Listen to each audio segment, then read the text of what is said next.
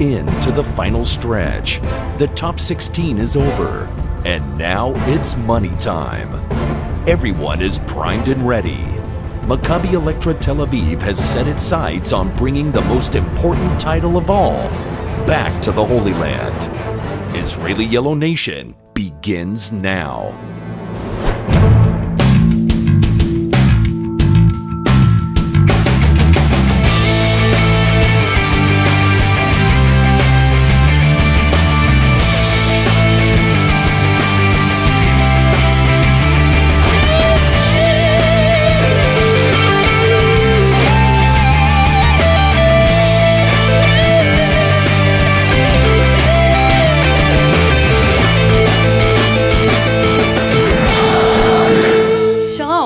Welcome to another episode of Israeli Yellow Nation, the show that brings you the story of Maccabi Electra Tel Aviv, and in fact, the story of the State of Israel.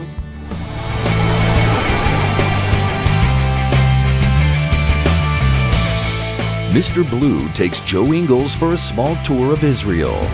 Summary of the top 16 round of the EuroLeague. And of course, Mickey Berkowitz, the greatest star ever of Israeli sports.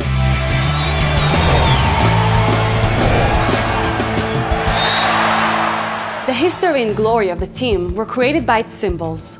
One of the biggest symbols of Maccabi Electra Tel Aviv is, by national consensus, Mickey Berkowitz, the player who started with the club at a very young age and played there for most of his career.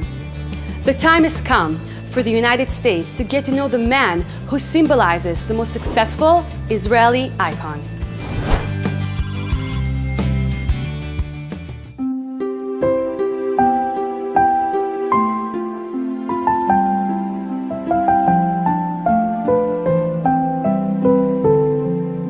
I joined the youth Maccabi Tel Aviv club, and I was a student. I was studying high school.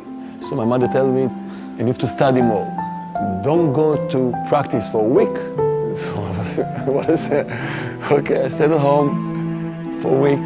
The coach came to my mother and asked her, why your boy is not coming to practice?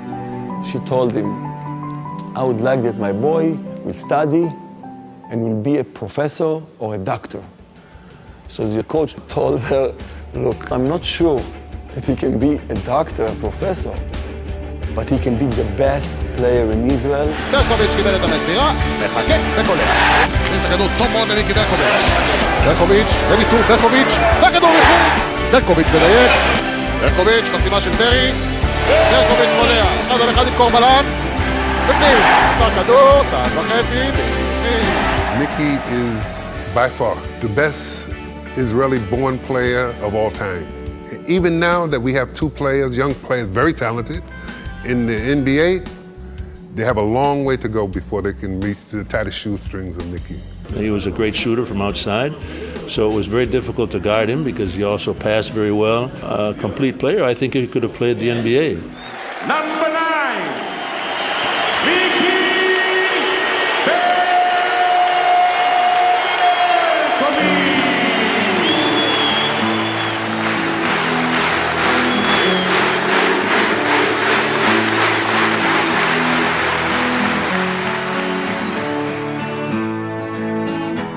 I can say now I'm on the court, but not dressed. It's a great feeling to be here. I'll pay a lot of money to play 5 minutes today. Put my shirt on, only 5 minutes, it's enough for me. To be on the court, Thursday night, 9 o'clock, jump ball.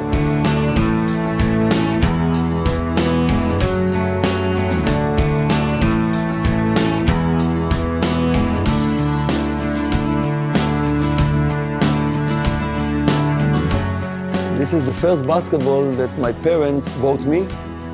I was dribbling the ball in a nylon. My friend asked me, take the nylon, Mickey, back from the ball. I said, no, I want to keep the ball for many years. At age of 18, you serve the army for 3 years. And during these 3 years, I played for the Israeli national team basketball with a tour in the United States. We play against many good colleges. So every game I scored 30 points, 40 points. After each game, the coach told me to come to play in college in the United States to get a scholarship. So I went to the States. I had a scholarship in UNLV, one of the best colleges at that time in the United States, and had a great coach. That's the reason I went there. His name was Jerry Tarkanian. I played with players named Reggie Theus, Glenn Gondrezick, Sam Smith. Those players who played with me in college went to the NBA. In my imagination, my plan was to go to play 4 years in college, to go maybe to the NBA, and to have a degree. But that year, Maccabi lost the Israeli Cup and almost lost championship. The coach of Maccabi, Ralph Klein, and the manager, Shamluk, convinced me to come back to Israel. עכשיו חפצה את אוסי פרי, ברקוביץ' נשלח קדימה 1-1 עם סולו סבא, לכדור בפנים, עכשיו 1-1 מול הנסן, עבר... At that time, Maccabi Tel Aviv was a young club, and suddenly we started to win games, game after game. We started to believe in ourselves. In the middle of the season, we had to play against CSKA, a Russian team. One of the best, I think, but the best in Europe. And the date that we want to play, 17th of February. I said, it's from God. 17th of February, that's my birthday. We should play against the Russians 17th of February. That for sure can be a win. מסירה אל ברקוביץ'. הוא החבר של ברקוביץ'. ברקוביץ'. And it was his birthday. And he shined like more than any star that I've ever seen. He came and he gave it all, and he not only for Maccabi, but he gave it for the country. ריפין יחפש עכשיו את ברקוביץ', מצא אותו. 91, 79, תהיה התוצאה. After this game, as I said, we got the confidence and we went to the final. And the final was in Belgrade against the second team in Europe, Varese. מיקי ברקוביץ', ומיקי ברקוביץ' הוא חטף את הכדור. וזה בפנים. I took the ball from outside and I threw the ball from outside in the middle of the court, and I was watching the clock. 1, 2, 3, foul. And we won the championship, first European championship. 1979, the Israeli national team went to play for the European Championship in Italy. We finished second. We lost in the finals against the Russian team. And I've been chosen the best player in Europe, the best scorer in Europe, on the 5 starters. I didn't know that somebody is watching me from outside. A guy came to me and mentioned, my name is Yubi Brown. I'm a coach of Atlanta Hawks. But the Atlanta Hawks, what are you doing here? He told me that I was watching you playing in this European Championship, and I'd like to give you an offer. So I went back home to ask for the release from Maccabi, but Maccabi didn't release me. I wanted very much to play in the NBA at that time. And I just asked the judge to release me from the contract. And the judge told me, I'm a Jewish Israeli judge in Israel. As a fan of Maccabi, a fan of you, for me, in Israel, we have only one Miki Berkowitz. I'm not releasing you. That's it. And from this point, my dream to play the NBA finished. But I had a very, very nice career. A great career. יופי, מיקי בכדור. זה עלינו הביתה. I can say that when I was a kid, I had dreams. עכשיו, בחוץ. But I think the reality was more than my dreams. I never dreamed that I'd achieve what I achieved as a sportsman and as a basketball professional.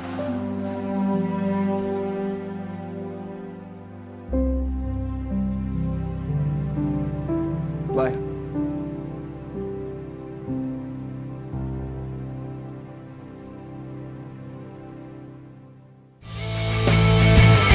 Coming up next on Israeli Yellow Nation, a summary of the EuroLeague Top 16.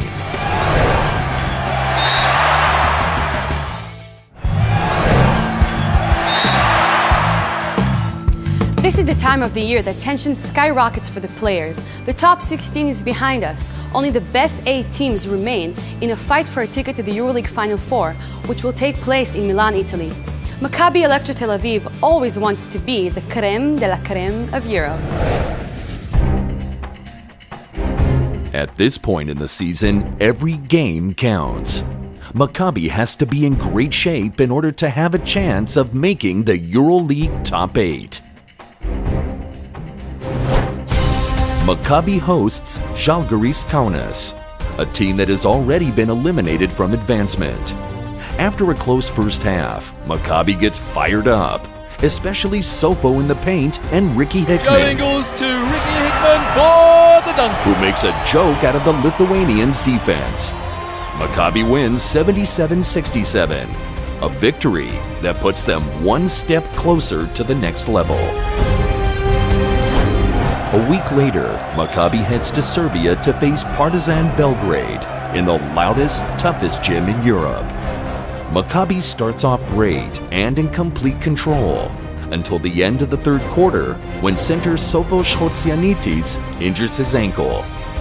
Maccabi's whole game plan is thrown out of whack, and Partizan comes out on fire in the fourth quarter with their unstoppable young Serbian star Bogdan Bogdanovic, whose three-pointer with 23 seconds left in the game puts Partizan in position for the win. Maccabi still has one last chance, but Guy Pnini's shot from downtown rolls off the rim. In the end, Partizan hands Maccabi a painful 72-70 loss.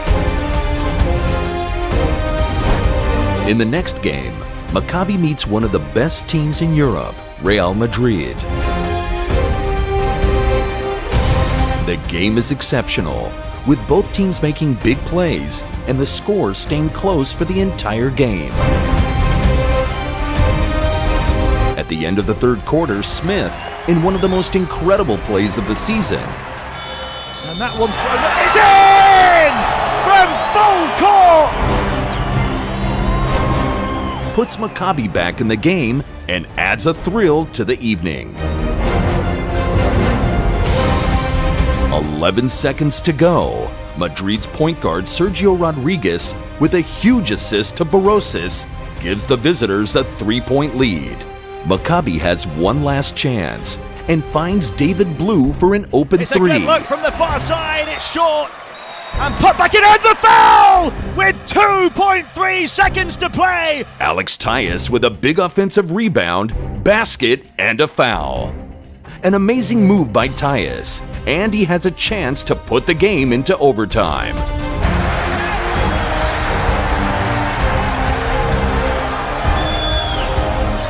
He can't hit it, and that will do it. He misses the free throw, and the Spaniards walk away with a 77-76 win. Maccabi is still looking for the victory that will bring them the ticket to the top 8. Maccabi travels to a tough game in Germany against Bayern Munich, a team that is also in contention for a spot in the playoffs.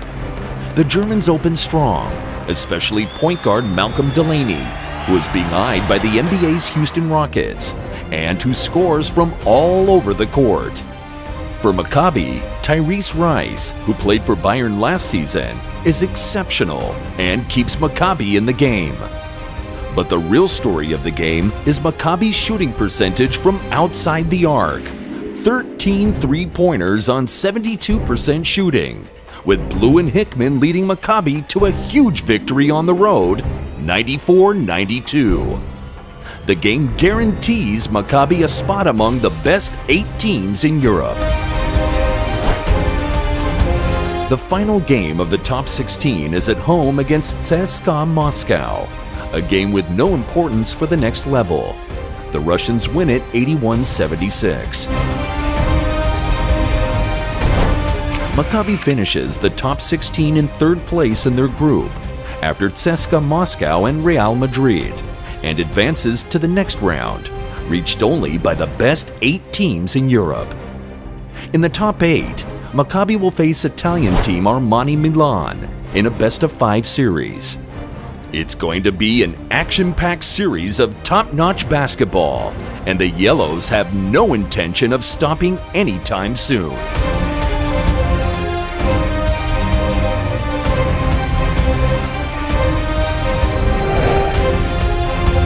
When we come back, Mr. Blue and Joe Ingles look at Israel from above.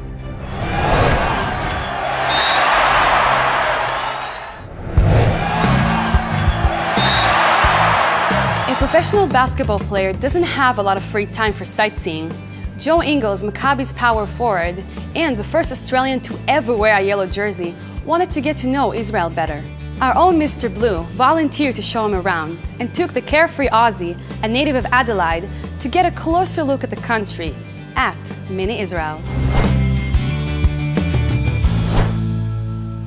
Hello and welcome to Nokia Arena, home of Maccabi Tel Aviv, the greatest basketball tradition in Israel. I'm Mr. Blue, and today I have the pleasure of speaking with my good friend, Joe Ingles. Where is he? Hey mate, right here. Hey Joe, come on down, I'll show you Israel.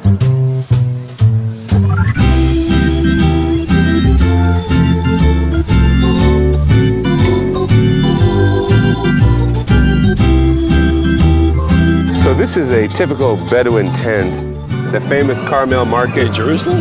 No, this is in South Tel Aviv. This is where Yitzhak Rabin was murdered. He was shot in the back, right here at that spot. How do you know so much about Israel, Blue? I'm Israeli.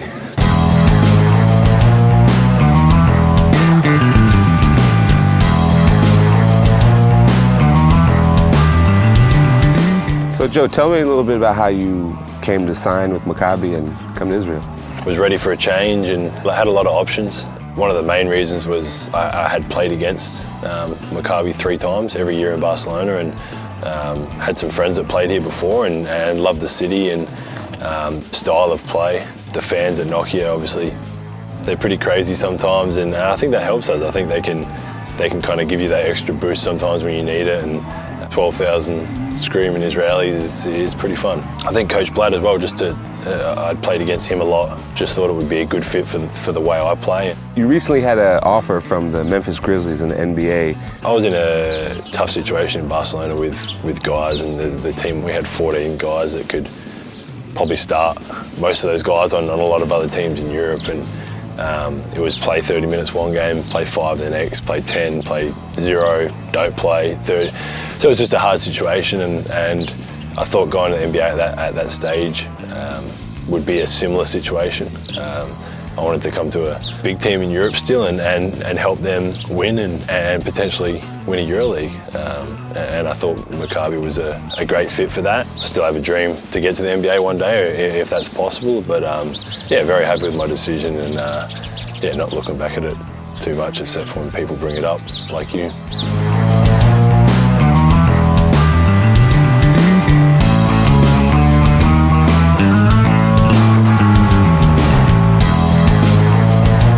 What do you think about the weather here and comparing the weather to Australia? Because I know Australia is a pretty hot climate. You're sweating right now. I know. That's why I asked you. Tell us a little bit about how you got started playing basketball and the process of becoming a professional. Like most kids, probably.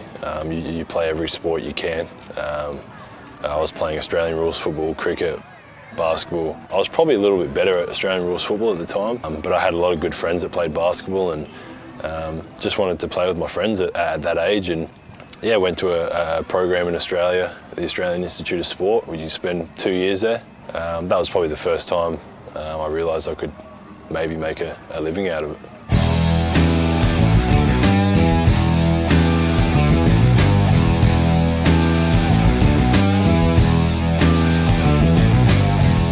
Finished my high school and decided to go pro, and at that stage at 17, Australia was probably the only really place I could play, so signed with the team in Melbourne, played 3 years there, won a championship my last year, and after the last year I decided it was probably time to move on to a bigger challenge. Hey Blue, let's go to Jerusalem. Onward!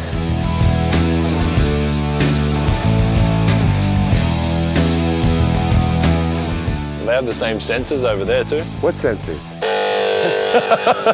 So off the court, what are some things you like to do here in Israel? I'm not a huge fan of hummus. I really dislike the driving in Israel.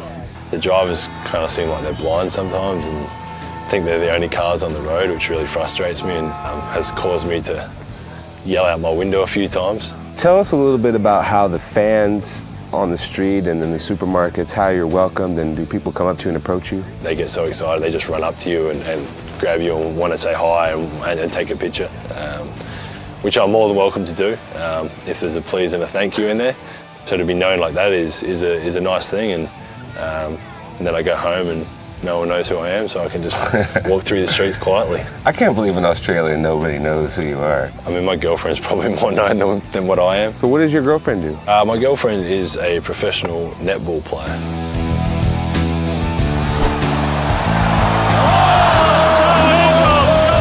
I mean, my whole kind of thing is just winning. I'm not worried about my own personal stats or numbers or anything like that. I've always been a guy that can just help in many ways, be versatile. Whatever kind of the team needs, I'm willing to do. And if it results in a win, then everything's fine from my side. All right, Joe, let's go get to work at our real Nokia Arena. Sounds good to me.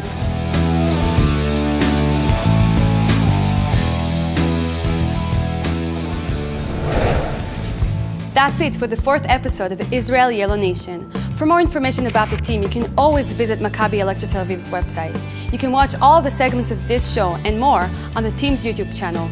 Oh, and why not stop at the team's online store and check out all the new Maccabi gear.